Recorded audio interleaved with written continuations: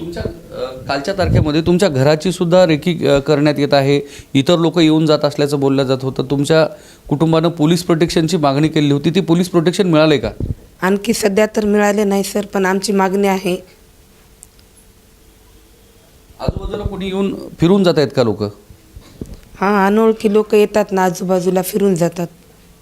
काय मागणी आहे? आम्हाला संरक्षण पाहिजे सर, कारण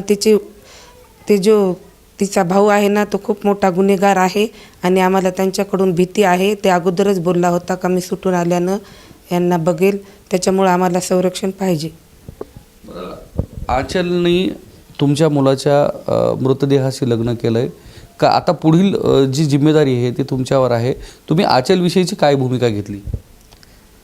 हां सर, बरोबर आहे. तिनं माझ्या मुलाशी मृतदेहासोबत लग्न केलं आहे.